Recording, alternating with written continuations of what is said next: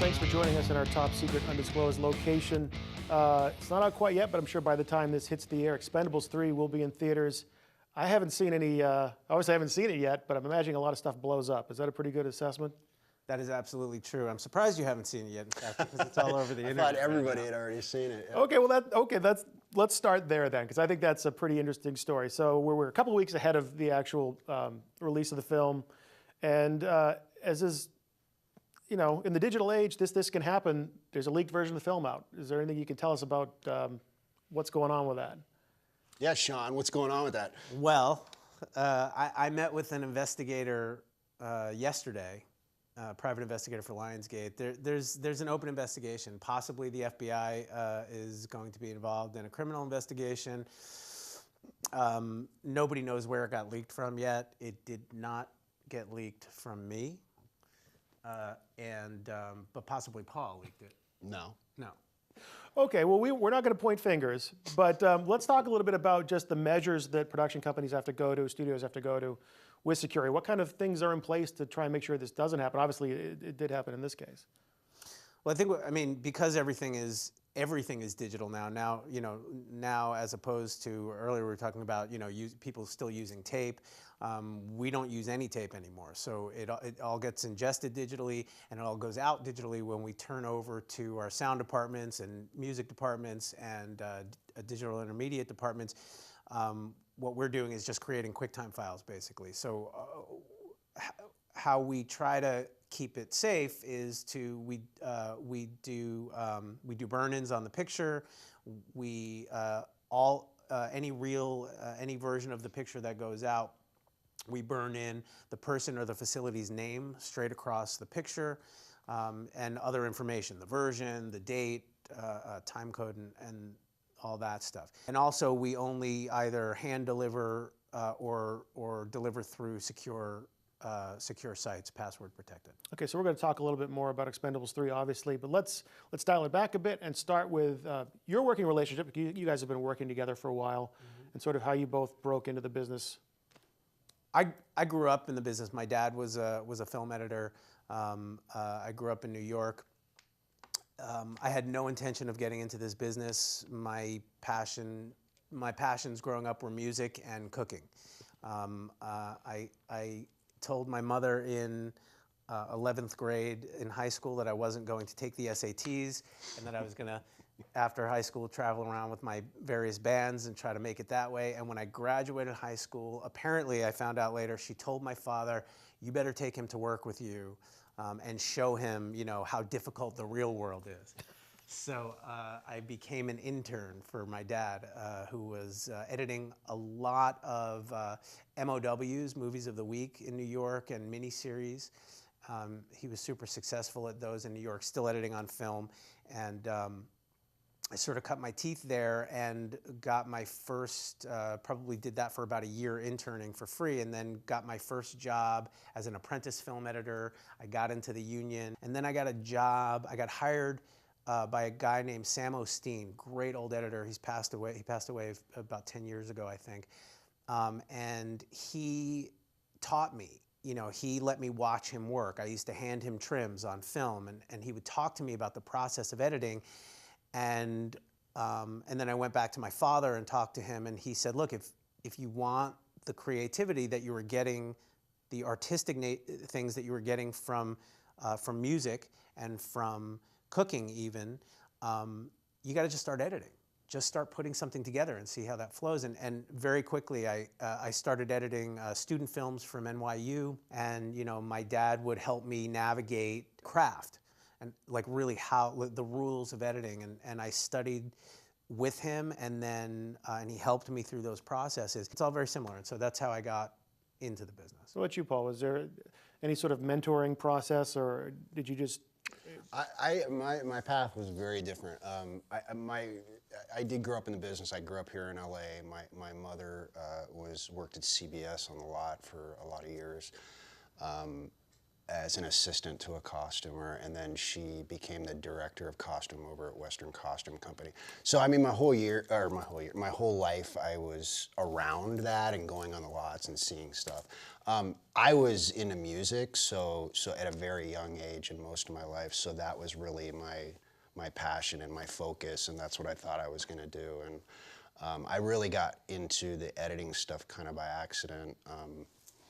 And it just took off. I got a lot of good breaks. You know, it's funny, we were talking earlier before we started rolling about just how accessible the tools are these days. Like if you want to be an editor, you go download an app, you go subscribe to Media Composer or whatever. It's very easy to get your hands on the tools today.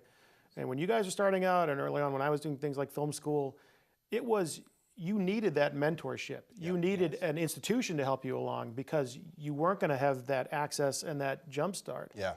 You know, if you guys are starting out today, do you think it would be a much different path, or would you still look for that mentorship program or that formal training if you had the chance to do that? Mentorship, and I think where you were fortunate with Sam is that like you heard him say, it wasn't about how do you technically do this and put this together. It was about the process and the craft of storytelling, and that's really what this is all about. I mean, the Avid is a tool at the end of the day to put together a story and tell a story and entertain people, and that is a craft. And I think that it's so subjective when you get into art, like forgetting the technical, the artistic part of any creative process is so subjective that you as an individual, if you have no feedback or mentorship from anybody, I think you can become stifled. You don't know the rules, you second guess everything you're doing, and I think it's important to have someone to look up to that's been doing it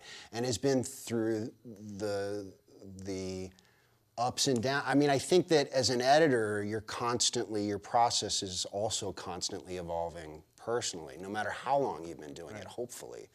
And so I think that the craft is getting a little bit lost, unfortunately, without the mentorships. I agree. I mean, I think, you know, the craft of storytelling. I mean, editing is very much like writing, and we often do a whole lot of writing in how we craft something. But you know, like my experience when I was an assistant editor on movies that were shot and edited on film. Part of the job of the assistant is to stand and hand film trims to an editor, and you can watch and they can talk to you while they're doing. It's so different now. The mentoring process is this weird thing because I sit in a dark room by myself, or me and the director, and the assistant is not really allowed in the room anymore. And so mentoring now becomes something that's more difficult for us to do because it takes more of our time. Because we don't have the freedom to have an assistant standing over our shoulder anymore, because it becomes annoying to producers or directors, whoever, and they've got a lot more work to do over there in their room.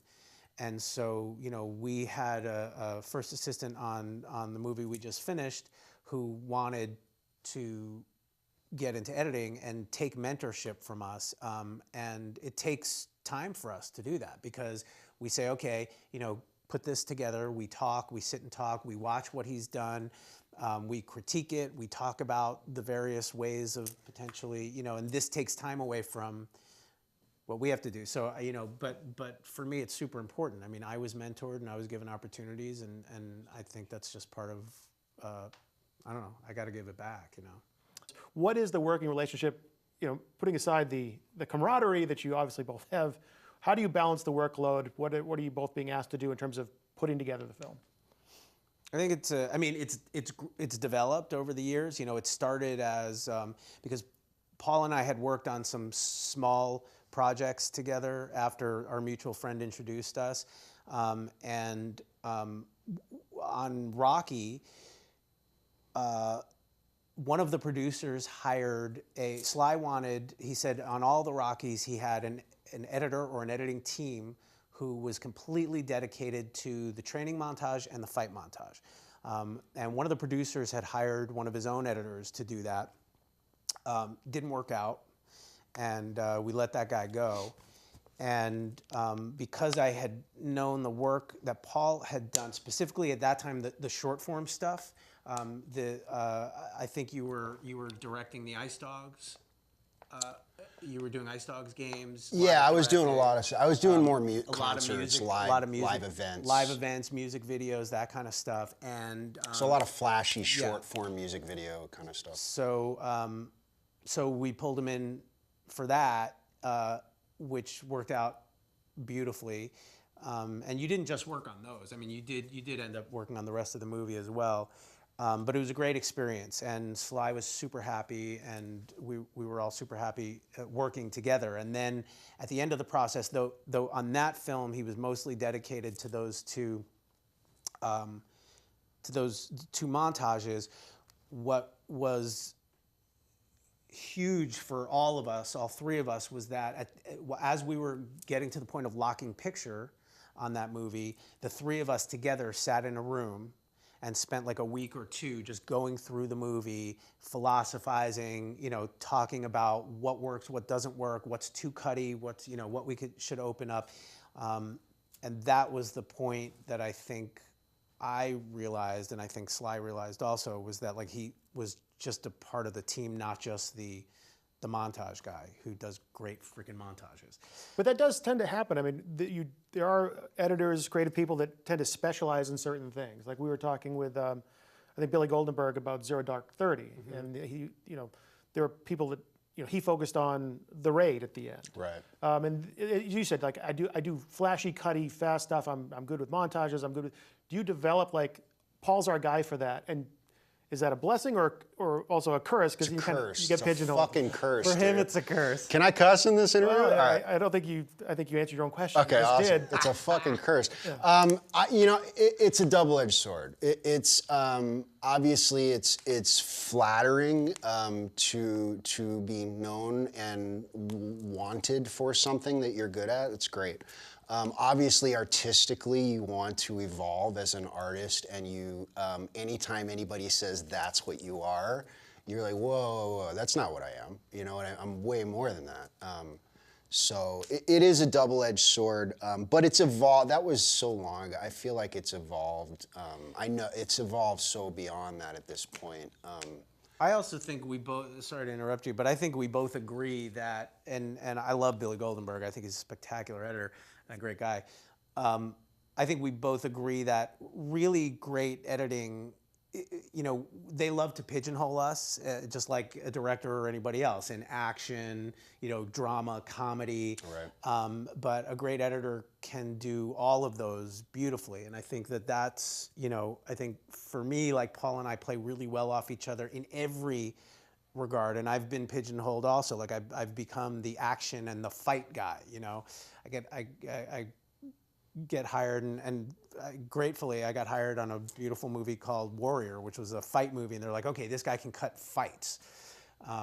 But my heart is in storytelling, and for me, I think the reason why I'm good at action and why I know Paul is good at action, and we become the action guys, is because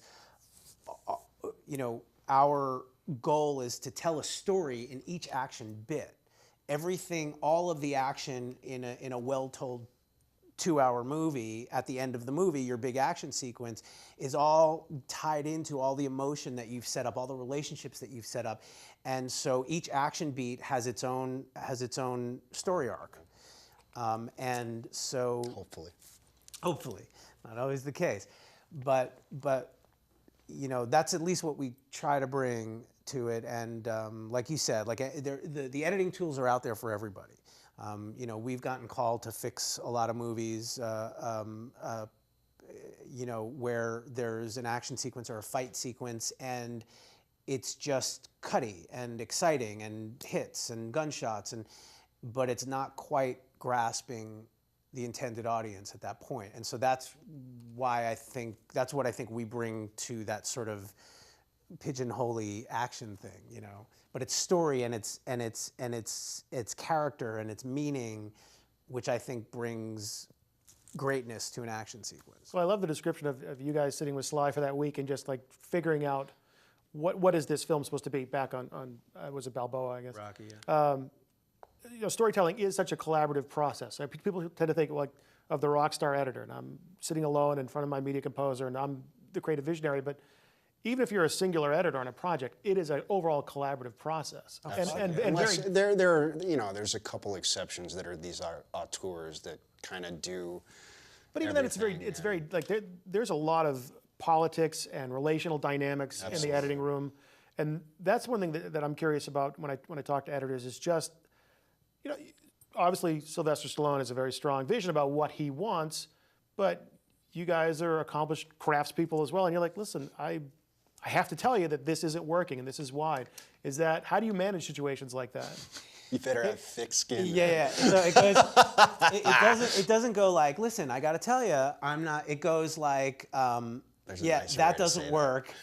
And then he says something like, yeah, well, if you say it doesn't work, it probably does work.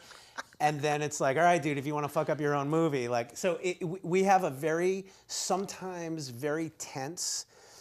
It's combative. It's very combative, and sometimes it's a lot of fun. And we're like, we yell at each other, and there are days that I'm like, you just got to get the fuck out of here and go take a nap. And To Paul or to Sly? To Sly. And you're still here. That's well, amazing. yeah, I mean, here's the thing. Sly is super intense. Like you said, he knows what he wants. What he wants changes a lot, and he may have a brand new idea, and then suddenly it's like, well, why the hell didn't you do that?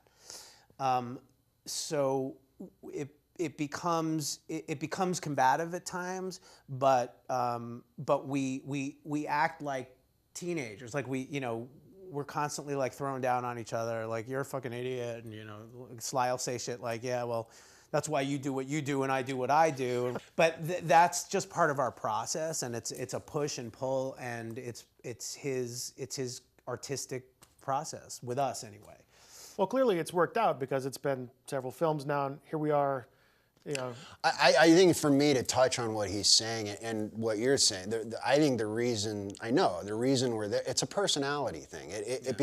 There's obviously creative stuff that has to click for sure, but also on another level, I think for that creative, my opinion is for that creative thing to work amongst a group of people, there has to be a trust, and for someone like Sly, you have to have an environment creatively where the creator is so comfortable that they can be a fucking asshole if they have to be. If they're having a bad day or they just need to snap at someone because they don't like something creatively, like you have to just understand that this is this safe place where you can be how you need to be here and not worry about people going, well, fuck this. We fight like we're married. I Yes. mean, the three of us, and like Paul said, the most important part for any filmmaker that I've worked with is that it's a super safe place. I mean, I believe that I'm very good at what I do. I believe that a big part of why people like to hire me over and over again is because they feel safe in the editing environment. Me and Paul and Sly probably all know things about each other that nobody else knows. And what happens in the editing room stays in the editing room. So not that anything terrible, it's just conversation. Okay. Well, let's talk a little bit about Expendables 3 now. Going into this project, you look at the trailer for this movie, and it's just half the trailers. I'm just who's in it. I mean, there is so many A-list action stars in this film, and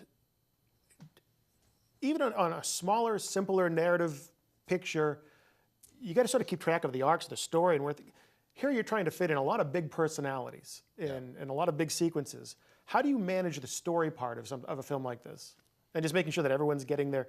I mean, do you actually go in and look? It's like, how long has this person been on the screen or not? Or Well, I think at a certain point you guys did, right? At a certain point, we were maybe, what was this, like, we were very close to locking picture at that point, maybe a week or two before lock picture. We had a screening, and we all, I think me and Paul and Sly and Lionsgate and Millennium all sat back and said, okay, this is looking a little bit like The Expendable.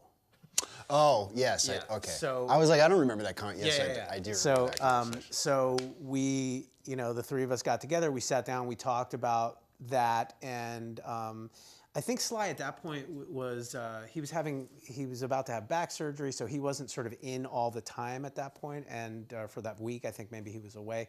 So we went through. Paul and I spent, I don't know, a couple of days or a week going through the movie and finding places where we could sort of amp up other people's stories.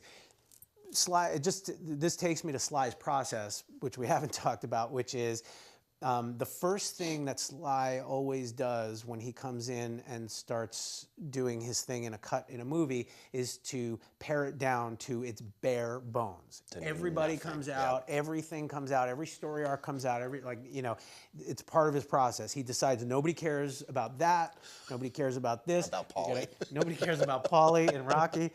We pulled Paulie completely out of Rocky at one point. It was horrific. You're like, no, we think people do like Paulie.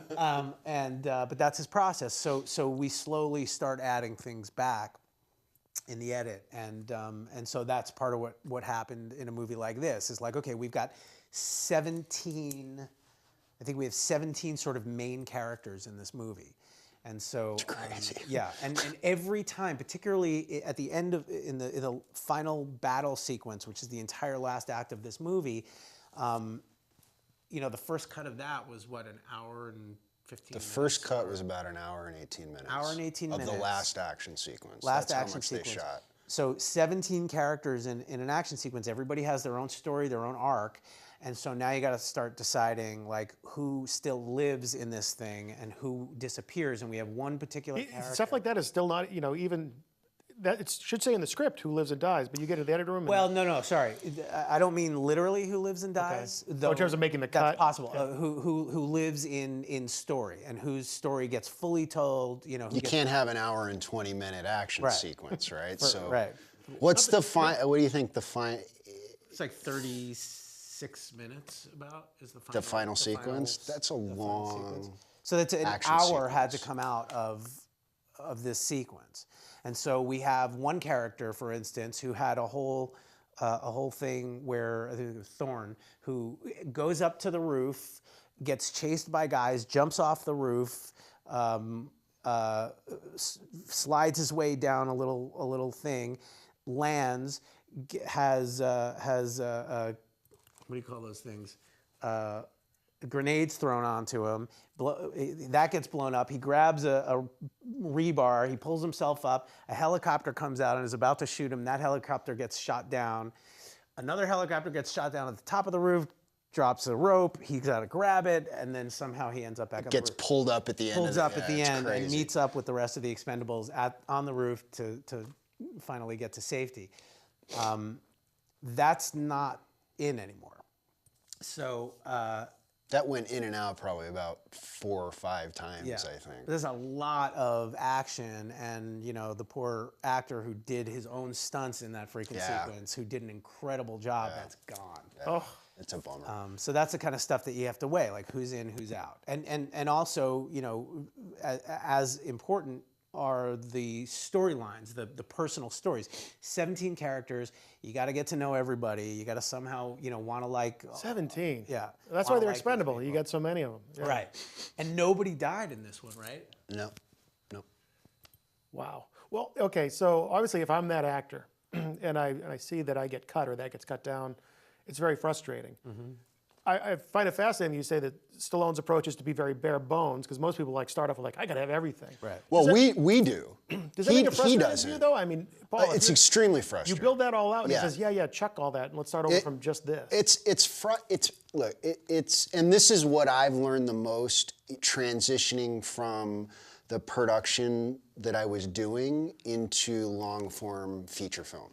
So for me, it was a shock, like on Rocky Balboa, to spend 2 months, countless hours, meticulously working on a montage, especially, which is these tiny cuts and very complex sequence, and then to one day have someone say, "Wow, that's great," and then they come in the next morning and look at it and go, this doesn't work at all. This is shit. And you literally spend the next month ripping apart this thing that you know works, and then putting a hobbled version of it back together, then going in and molding it more, and then going back to your old cut and putting in pieces that you were like, what the hell are we thinking, cutting that? So it was, it's this kind of circle where you feel like you're redoing the same work over and over again, where you feel like maybe it's a futile, you know, like it's just pointless. Is it ever tempting just but it's not. to make a duplicate of an original sequence and just say, you know, just hold on to that for a week and come back and say, here's the new Not a cut slot. week, but yes. Yes, we do that. Yes. We do that. I mean, yes, because the wheels are turning for Sly like crazy, and so sometimes we always hope, and didn't really happen on Expendables 3, but on the other two shows that the two of us did together with Sly, what we always do is we have that week or two at the end where it's been chopped, you know, the movie's been really cut down, and then the three of us sit in the room together and we go through it and we go back to editor's cut, and very often we'll show him something and he'll say, wow, that's great, why aren't we using that? We're like, well, you made us pull it out. I told you to cut that. I did not make you pull it out. So then we have that process, but it is, what Paul is describing is a very painful part of the artistic process for both of us, for sure. And the more intense the project, Yeah.